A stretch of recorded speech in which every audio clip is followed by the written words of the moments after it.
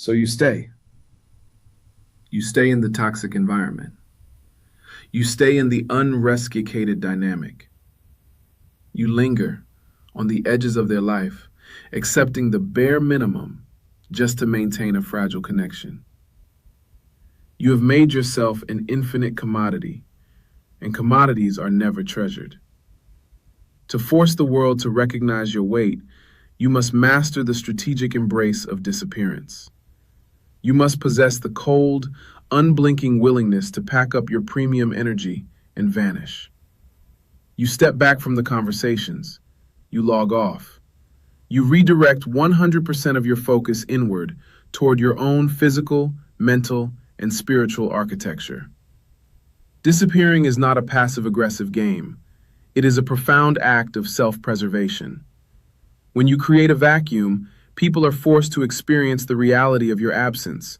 And more importantly, in that quiet isolation, you remember who you were before you started twisting yourself to fit into their mold. Lock in your scarcity right now. Comment below. I withdraw my presence to protect my peace. Number 5. The starvation of the validation reflex.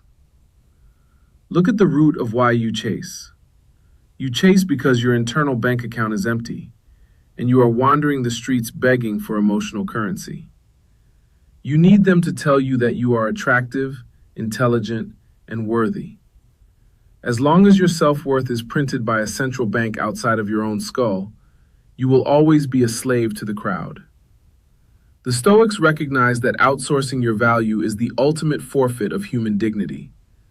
To become quietly untouchable, you must violently starve the validation reflex. You must fire the external world from the job of grading your existence. When you do something excellent, you do not look around for applause. When you enforce a boundary, you do not ask for understanding. You evaluate yourself at the end of the day using metrics that only you control: your discipline, your integrity, and your courage. When you stop looking into their eyes to find your reflection, you transform from a dependent passenger into a sovereign entity. The world is terrified of losing what it cannot control, and it cannot control a mind that validates itself. Establish your internal economy today. Type this: my self-respect is the only currency I require. Number 6. The absolute claiming of the inner citadel. We arrive at the final foundational law of Stoic power. You react, you chase, and you beg, because you have left the gates to your mind wide open. You allow the shifting moods of your partner, the chaotic opinions of your coworkers, and the unpredictability of the future to march directly into your core and set your internal city on fire. You must draw a violent, unyielding line in the sand. You must build the inner citadel. The inner citadel is the absolute realization that your external circumstances and your internal peace are two entirely separate dimensions. Epictetus taught that the body, reputation, and the property belong to the world, but the mind is sovereign territory. To stop chasing, you must take up permanent residence inside this fortress. When they leave, you stand in the citadel and say, "They left, but my mind is intact."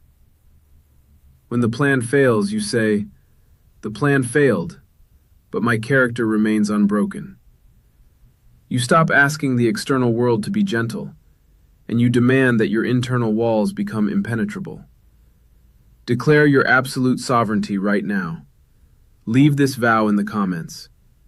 My inner citadel is locked, and I hold the only key. This is the architecture of an unbreakable mind. It is not built by pleading for a seat at the table. It is not forged in the frantic, anxious pursuit of people who do not see your value. It is built in the cold, unyielding silence of a person who has finally remembered their own infinite power. When you cease the chase, amputate expectation, weaponize your silence, embrace disappearance, starve the need for validation, and lock the gates of your inner citadel, You undergo a fundamental psychological rebirth. You cease to be a fragile beggar in the arena of life. You become the undisputed commander of your reality. The people who once took you for granted will feel the shift. They will sense the sudden, heavy gravity of your absence. They will try to test your boundaries to see if the old, desperate, chasing version of you will return. Let them test. They will find that the walls of your inner fortress are no longer made of paper and apologies. They are forged in solid titanium. Will it be comfortable? Absolutely not. Tomorrow, your ego will scream at you to send that message. It will beg you to explain yourself just one more time to avoid the discomfort of letting go. In that exact fraction of a second, you will decide who you are. You will either surrender to the weak programming of your past, or you will strike the anvil. You will breathe. You will close your mouth, and you will cold-bloodedly choose to step back and disappear. If you have stayed in the fire with me until the very end of this transmission, it proves that you possess a rare, undeniable hunger for actual self-mastery that the vast majority of the world completely lacks. You are not a spectator. You are an architect. Prove your commitment to your own evolution right now. Hit the like button to cement your psychological progress today.